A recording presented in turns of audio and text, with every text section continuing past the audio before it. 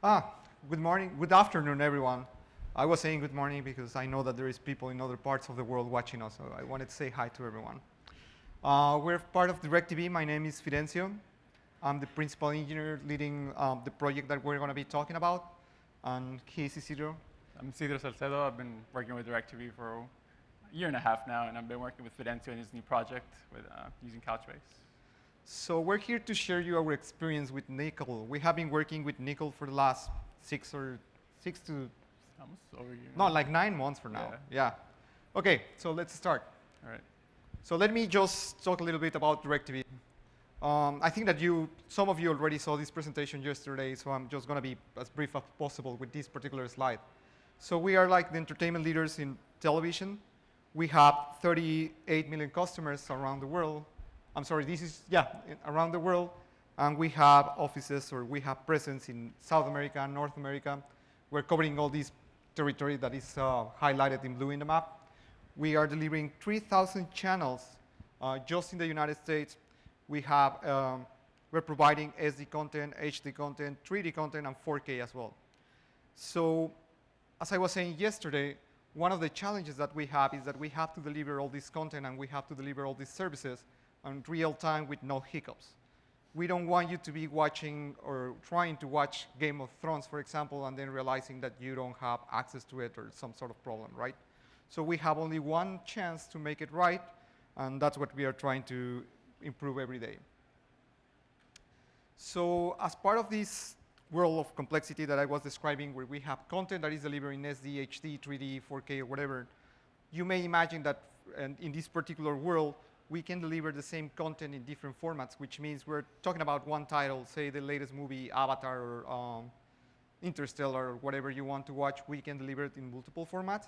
But we also have some more complex conditions, like to say this content is going to be available only for users that have a set-top box, or also it's going to be available for users that have access to this content on their mobile devices. So if you are using, for instance, the DIRECTV mobile application, you will notice that there is like a small flag indicating whether or not you can play that content using a streaming service on your laptop or tablet or mobile device. And that's why we have to find a way to control all these different combinations of the products, and that's what we were trying to build with this system. That's what we are going to be talking about. So the challenge for DIRECTV was to build a system that can shape different forms of objects or different forms of products with minimal code change. So we're looking for something that allows us to work with flexible schemas, and rather than using like a hard constraint schema. Why is that? Because we have so many products, and some of them, they look pretty much the same when you compare to each other. They have like these slight differences, and we didn't want to have one table with several optional columns, because that is a waste and that is hard to parse, that is hard to work with, that requires code changes because we needed to do changes on the schema, the database schema. We needed to make changes at the application level. Like, for example, if we were using Java, we will have to do the same. Like, we will have to change the POU just to support these new attributes for the metadata. As I said, like, we were using mixed configurations, or we're planning to use mixed configurations for all of our channels. We wanted to do reduction in code changes. And our requirements for the solution that we were looking for was, we were looking for something that was reliable, that was scalable, a high-performance system, and something that was easy to manage. Like, that was kind of a nice to have. To be honest, when we started this project, and I think Isidro is going to cover a little bit more of it, we were exploring like the typical options for NoSQL, or what we thought that it was the typical options for NoSQL. And being said that, we thought that everything was going to be like really hard to administrate or really hard to configure, because that's how the world works actually, right? Like, most of the times you find a product that maybe is easy to use for developers, but it's not really easy to scale. Maybe it's easy to scale, but it's not very friendly for developers. It doesn't provide the flexibility that we were looking for. So we thought that that was like an impossible combination, and I'm going to be talking about that in the next slide. So what were our options? As I said, like, we have relational database management systems, we have key value stores, and we have document database products. Obviously, the first one, it wasn't the best option. So we were pretty much evaluating between key value stores and document databases, and we quickly realized that what we wanted to do was to use a document database because key value pairs, they have also limitations in the way that you shape data. When you have like arrays or nested objects, that gets ugly very quickly. So as I say, these were our architecture goals.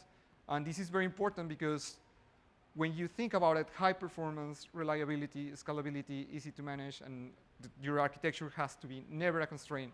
When you think about it, basically everything gets reduced to high performance. That's why you want to scale, right? Because you want to give more performance to your solution. So our ultimate goal was to make this architecture work as if the business depended on it, because it certainly does. Our business depends on the availability of the services, the performance, and I'm pretty sure that is the same case for most of you.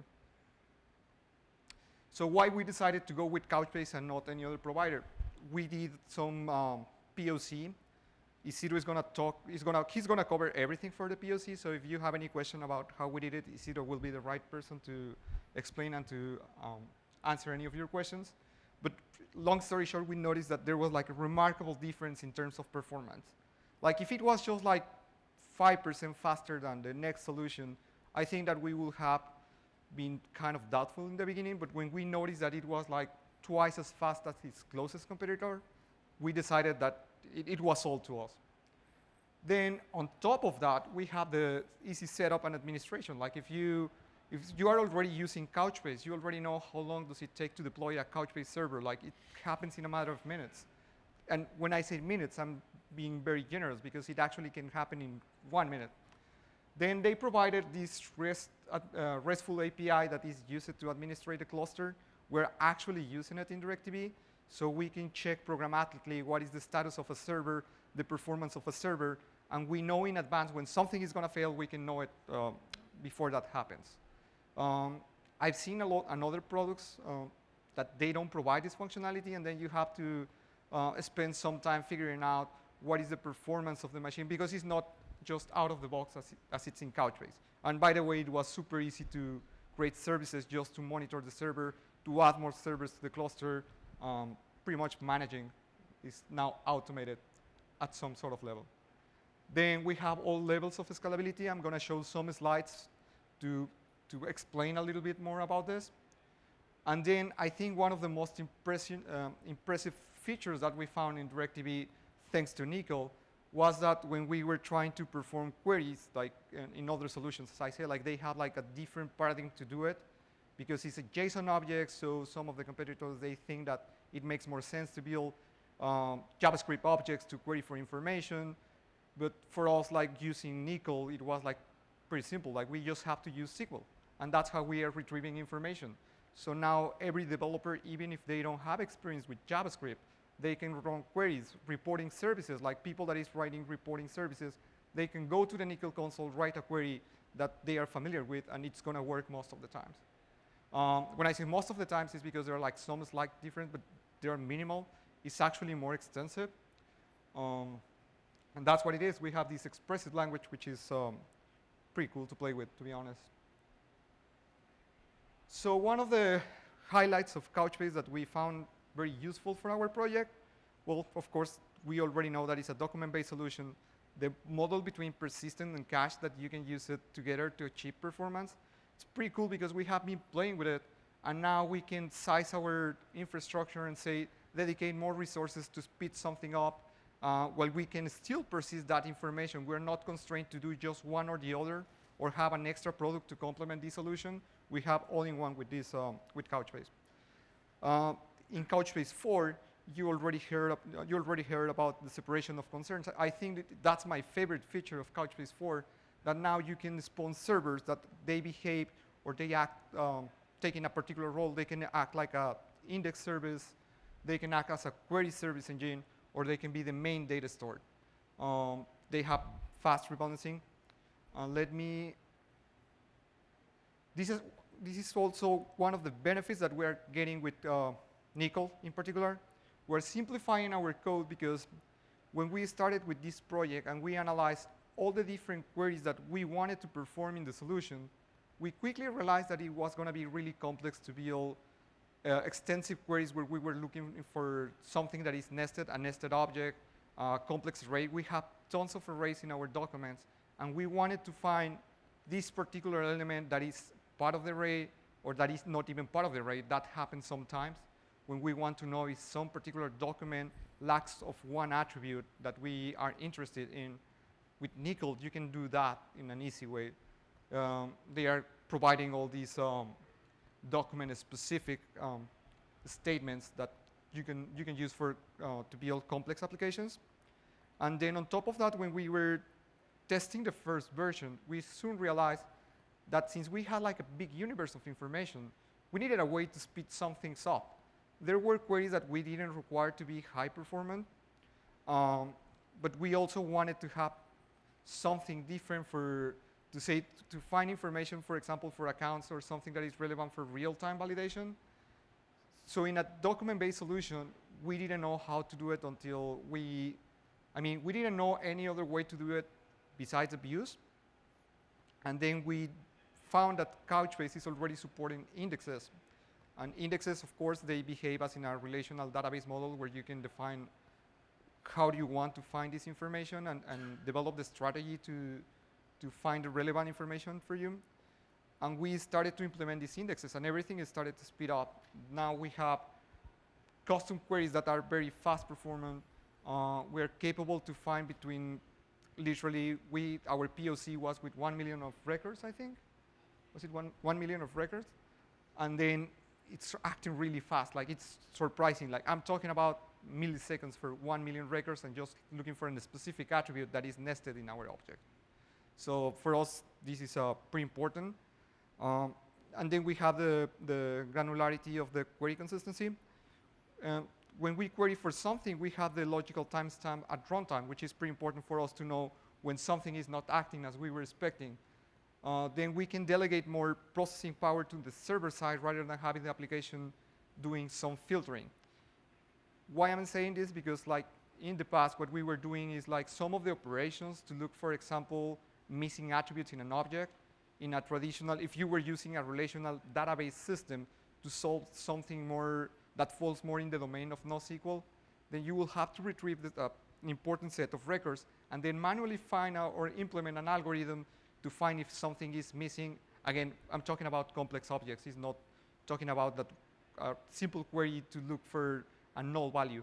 Here, where the null value still reflects that you have that column in your database, but here you can actually define, or you can actually specify something to look for the missing attribute. We have attributes, been saying that, we have attributes that have a null value sign. That's why it's pretty important for us to make that distinction. Because at some point, I want to know if the attribute has a null value or if the attribute is not present at all. That's something that Nickel allows us to do, and that's something that we're actually using in our application. Trust me, when you start working with NoSQL, if you haven't started yet, you will soon realize that you are going to need this kind of syntax or these kind of commands from the query language to perform this for you. When we were doing our manual implementation, the first version, when we were doing all that processing in the server side or in our application code, that was very heavy and it was taking a lot of time for us to perform these kind of operations. To complement the Couchbase installation and to be able to really deliver something that required like less code changes, we decided to use Node.js. It's not a secret, it's a fast input-output system. It's a native JSON speaker, so that eases all the processing that we do in our application. We have a full feature stack of JavaScript in our application. We have JavaScript on the browser, we have JavaScript on the backend, we have JavaScript on Couchbase, because if, in case you don't know yet, Couchbase also supports JavaScript functions to create views, and that can be used also to search for information. When I say that native JSON speaker, why does that eases the work for us? It's because we do a lot of processing with the JSON objects that we retrieve. It's not like we're just reading it and delivering it. We're actually running a lot of validations against them. And it's pretty uncomfortable to use another programming language where you have to spend time just trying to parse the JSON object. We needed something that is off-typed because our application dynamically adds attributes on runtime. So a class will be kind of a constraint for us. It's a single thread system. It's a single thread programming language, but it's asynchronous. So that kind of helps with the fast input-output performance that we were looking for. And then the middleware layer, it's really lightweight. We are using Express, and it's working perfectly for us. For the API design, one of the things that we have to consider before starting coding, which is something that you maybe already be familiar with because this is part of the best practices, we designed a stateless API. I will explain later why is this very, very important for these kind of solutions. And then we developed like a fully REST compliant, our API is fully REST compliant. We have a resource-oriented assignment for the URLs. We are trying to avoid the use of verbs, like we don't have like a read account or write account or whatever. We have an account object, and that's what we target with the RESTful API. That is also part of our design. Another good practice for our API design was to use the right code for the HTTP messages that we're exchanging. I've seen a lot of APIs that, for example, when there is an item that you're looking for or that you're trying to retrieve, and instead of returning a 404 message, they return like a 200 message telling that it's successful, but then as part of the body, they return a message that says error. So we decided to avoid using that, and we instead, like if there is a resource that we're not finding in the API, then we return a 404 message, and then any SDK or any client will know how to deal with that. Same, if there is an error, like for instance in the validation server, we're using one of the generic 500 error messages in HTTP. And we are using the HTTP headers to provide metadata. This is very important because, and I was just talking to Gerald a few minutes ago, because as part of our API, when we do a paging mechanism, when we're trying to fetch results using paging, your client will want to know how many results can you potentially fetch with that query.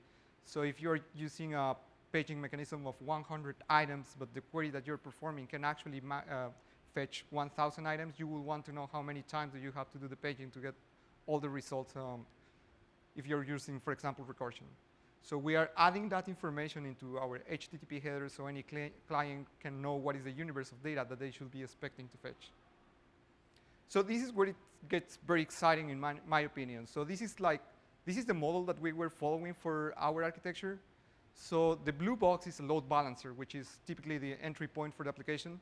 Then you have a set of servers that are your API, is where your RESTful services live. You have mirroring this API, you have business logic, which can be your, if you were using Java or if you were using, that will be your Pollo. In our case, it's a JavaScript class that is taking care of the business logic. And then you have typically a data access service layer or repository or whatever you want to call the connection layer for your application to the database. On the right side, you have what Couchbase already provides. Couchbase, even though they don't have like an explicit load balancer, it behaves like one in terms of your application. Your application doesn't need to know the exact details behind the architecture of Couchbase. They have smart clients that they can detect the topology of the distribution of the database, so you don't have to be worried about that. And then you have the separation of concerns that I was talking about, where you have database servers, and in this case, we have Nickel in a separate service. And again, this is very exciting because our application, and this is where the API like also plays an important role when we say that it's a stateless API, because now a request come in, and then since we are not keeping track of any of the states, it can hit any server, and there is no impact for us. We don't have to be tracking who is the client that is calling it, or if it's fetching a second page for another service or whatever. They can actually hit the load balancer, and the load balancer may direct the first request to the first server, the first gray box of the API or any other, and it's going to work perfectly. So now, as you can see, this architecture is potentially going to grow in a very easy way. When you have clients, when your clients start to grow, when they start sending more requests, all you have to do is, for example, in this particular case, you have to add more API server or more application server. All this row is your application layer. You just have to add one more, as many as you need, and then you have elasticity at the application layer. That will take care of more clients performing more requests. When the request is just purely for business logic and may not require a lot of access to the database, you just have to spawn these application servers, and that's it. But then it happens very often that you need to increase the number of read operations, and your write operations are very low, which is kind of the scenario that we have in DIRECTV, at least for this application. So what do you do then? Then you have your load balancer. Again, your application layer, you are not touching that at all. So developers are really happy with this kind of architecture because we don't have to be concerned about this. All we have to do is to let know the load balancer that all the get operations or all the read operations, they go directly to a big set of the application servers. And then you have another, the load balancer itself is just pointing all the operations that are intending to write to the database, loading to just one of, or as many layers as you want to add for this application server. And that's how you start balancing your read operations. On the other side, on the Couchbase side, like if you needed to have more reading operations, your data storage is still the same. You still have 2 DB boxes right there, but you can add another NoSQL server, and then you are adding power to the query engine. And that's the beauty of the separation of concerns that Couchbase provides. Because as you see here, as a developer, I didn't have to move a finger in my code to make this happen. All I have to do is a configuration change here, spawn another service, another NoSQL server here, and then the business is ready to deal with all these read needs. What happens on the other sense? Like if you have more writes than reads, then the situation is the opposite, right? And you make your load balancer to use more servers for the write operations.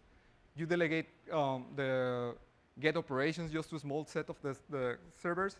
And here we have another key component, which is introduced in Couchbase 4, where you have, since you are writing more than you are actually reading, you need to add an index server. You reduce the number of NoSQL, so you can have as many as you want. And then you spawn another data server. Again, the developers, they didn't have to do anything at all.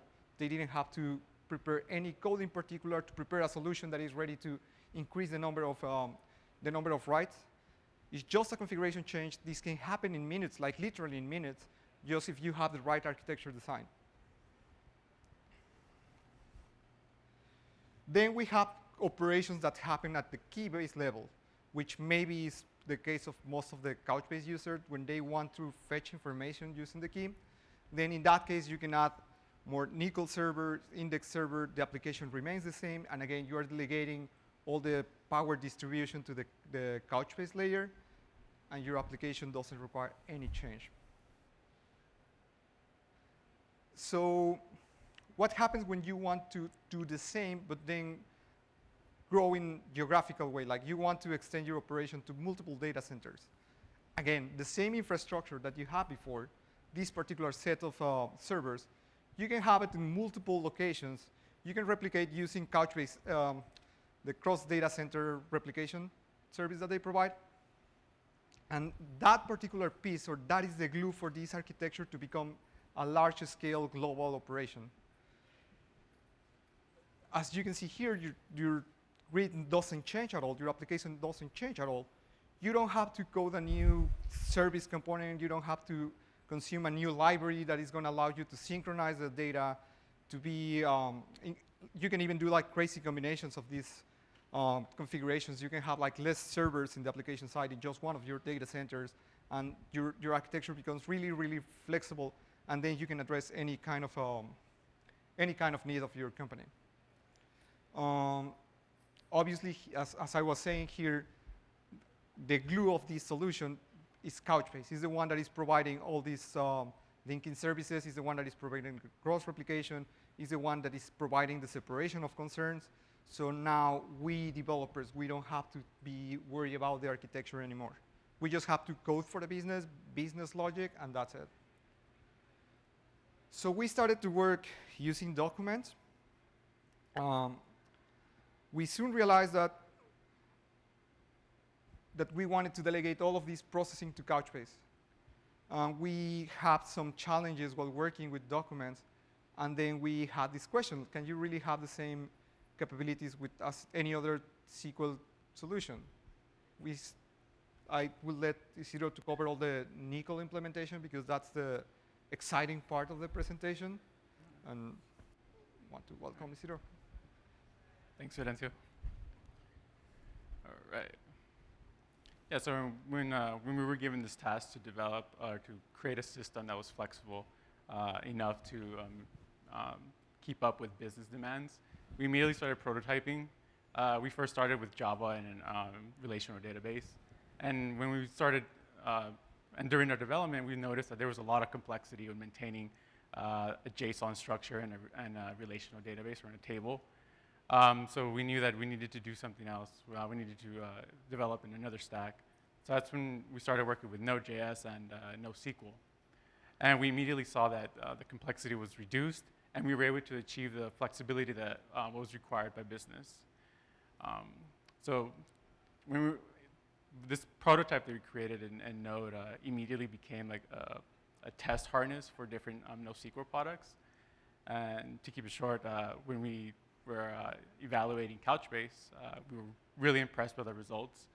The next comparable product, Couchbase outperformed by almost like through our test, like by 50%, which was incredible. So we were really excited. However, to query data or documents, we needed to create views at that moment during our testing.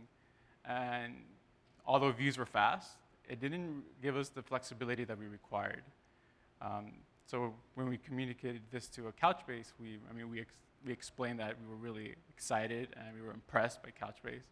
But we were concerned about querying data. And that's when we were introduced to Nickel.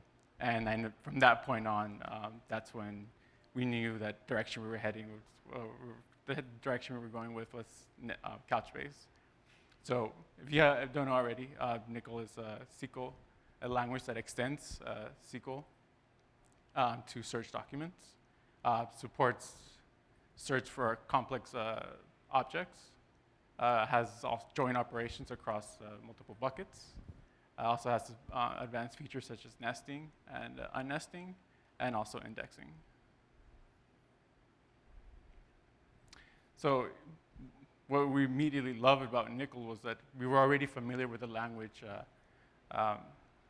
SQL, so it was really easy for us to pick up and immediately start playing with it.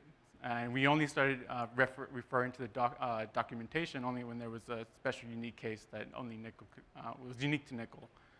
So as you can see, we have a classic SQL statement and a Nickel statement, and there really isn't much difference. And that's something we're really excited about.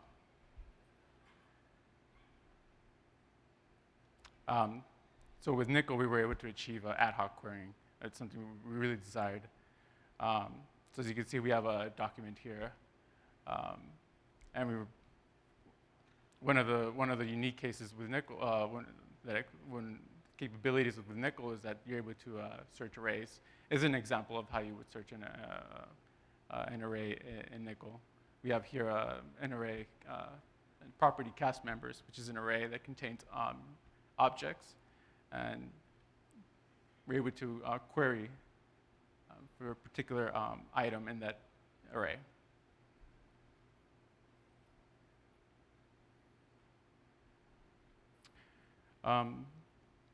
So indexing was something that was really important. Obviously we wanted performance. So when we were during our development, we would see what type of queries we were performing, and we were able to analyze quickly what was our bottleneck, or which queries were not performing the way we wanted. And the way we would fix this is through indexing. So here, like similar to on SQL, traditional SQL databases, they provide an explain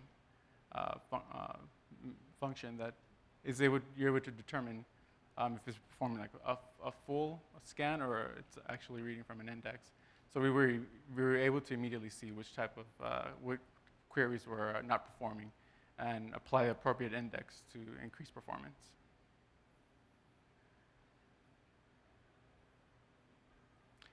So when we started working with NoSQL, we were still thinking in tables. So when we were creating our different entities, the way we saw it in Couchbase was we would have a bucket, and this bucket would represent a table. And so we would see maybe for each bucket we would store a different entity. But we immediately saw that that wasn't the way to go. We needed to think differently. We needed to think in documents. So we needed to create a structure where it could be supported in a single bucket, but be able to be able to identify each type of entity or document in a single bucket. So that was something that was one of the challenges. And also how exactly we want to design each document. If we want to have a document that contains nested objects, or do you want to, or entities, objects that contain different entities, or do you want to separate these entities in different documents and have other documents refer to them through an ID? So yeah, so that was one of the challenges that we had.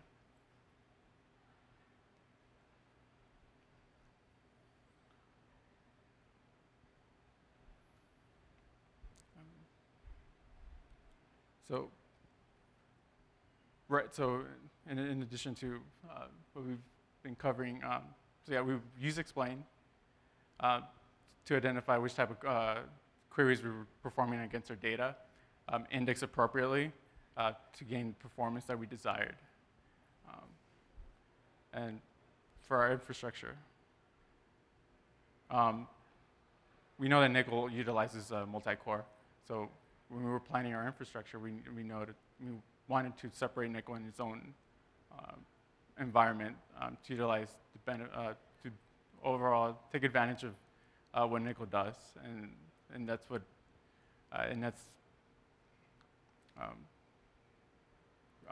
utilize all the processors in a machine just to maximize Nickel overall.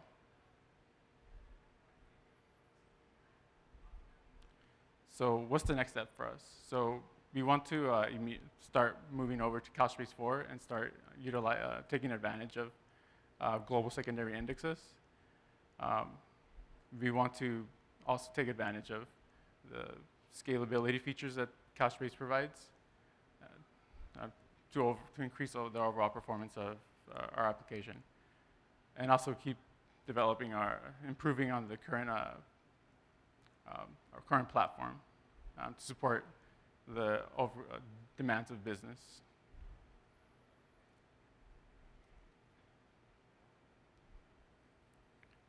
So this is our development toolkit. Obviously, we have Couchbase and Node.js, but we use all the other technologies to supplement our development. CanJS for our front end, Grunt for our development tasks, and Docker to isolate and spawn images.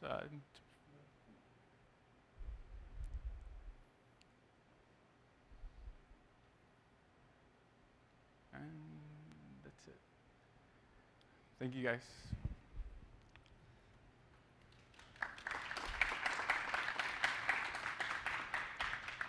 So I think that we're ready to take questions. I think Isidro already covered most of the POC stuff, like just summarizing, like we were looking for something really flexible, and then we found some issues, as he said, with the performance, but mostly because in the way how we were querying the information.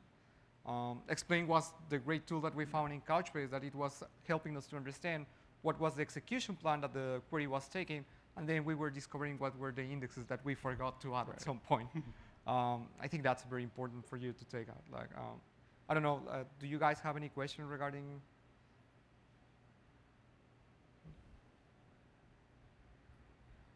Okay, I think, oh. We have.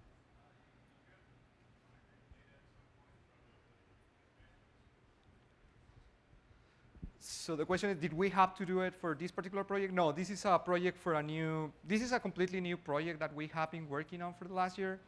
But to be fairly honest, like if you had to do that, like with an existing legacy system, as long as you have if your legacy system already provides like a set of APIs that already spit JSON, then it's fairly simple just to reshape that information and put it into Couchbase, because as you saw in the previous presentations, it's pretty much free format documents. Being said that, you have to be very careful when you're doing your object design, because that's one of the things where we spend a lot of time, a lot of thinking on designing this particular set of objects.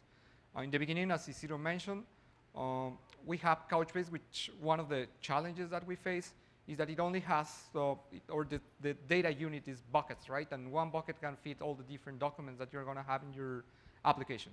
So for us, the first big decision that we have to make is how do we separate those documents to make sure that we don't confuse a customer's document versus a title document, for instance, right? If you see, where is it? This one. If you see this slide, you can see that what we created is a wrapper for the actual data that we return through our API. That's what we return in our API. The rest is for control of the application. So we have this metadata object that has the document type, and we're indexing this particular attribute, and that's how we are differentiating. That will be your table, for example. That would be accounts, users, title, whatever, and we add another like auditing information like the last updated and the last user and stuff like that. So I think that it will be fairly simple. I'm not saying it's easy, but it will be fairly simple.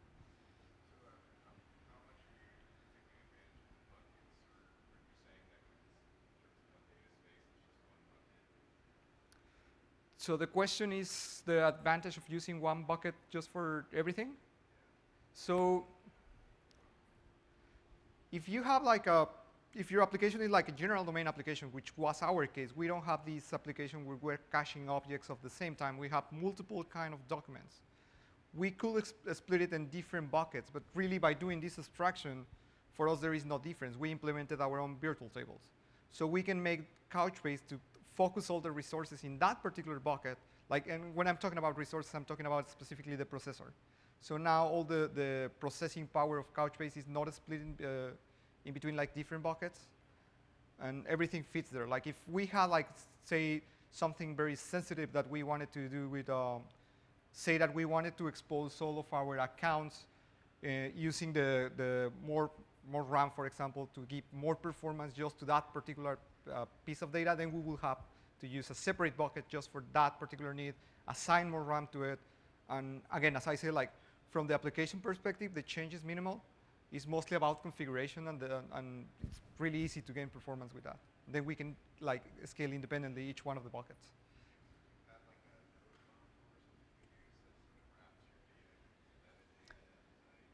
We build our own library. That's how we did it. We have a complete new framework in DIRECTV that we created. Actually, Zero did most of the dirty job for it. We both did. And that particular piece of information which sits in our data access layer, like the gray box that you have here, is one framework that we were working at, and that's the one that does that abstraction. That for the rest of our application, it behaves like if it had tables. It's just that particular little piece of code, the one that is doing all this translation and separating the control nested object from the data, the actual data from that particular document. If you had the chance to attend to Todd's presentation yesterday, you'll know that Couchbase is already working on something for the future that is called Ottoman, which is a new framework that is abstracting a lot of this stuff. And I don't know if they have that particular feature in the roadmap, but they have a lot of the stuff that we have been doing manually. They are working on a complete framework for Node.js to handle all these documents. I'm sorry? It's Todd from Couchbase. I forgot his last name. Maybe Gerald can refresh it.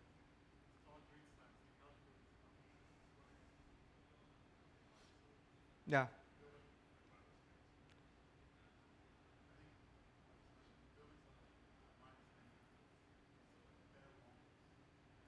Yeah.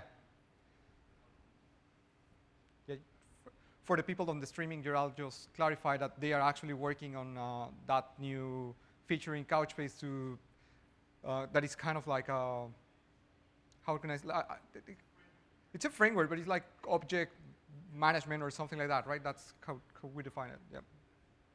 Not any other. Yeah.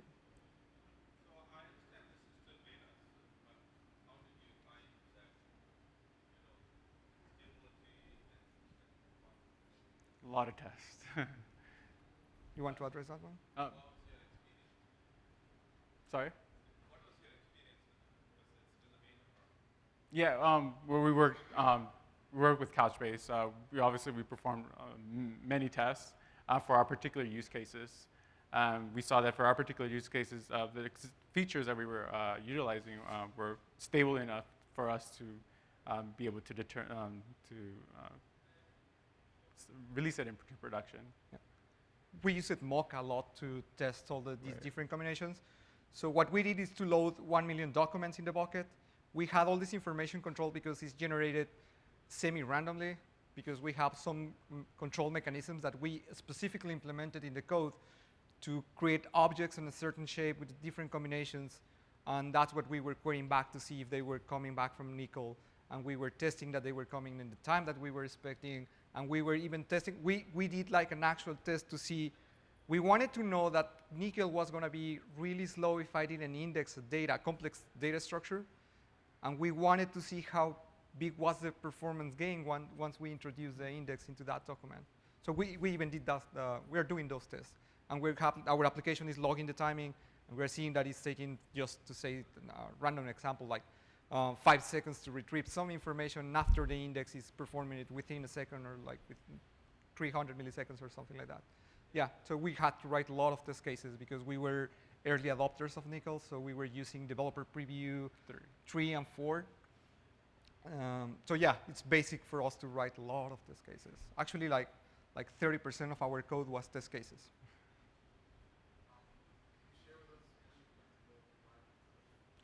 Share what, I'm sorry? So this particular project is going live sometime this month. We're going live in June with Nickel. And as I said, like, I don't know if it's going to be perfect for every single use case for your applications. For in our case, when we were running these automated tests, it never failed. Like, we are very proud of it. Yeah. Any other question? Well, thank you for your time. If you have any other questions, I'm going to be on the side. Thanks so much.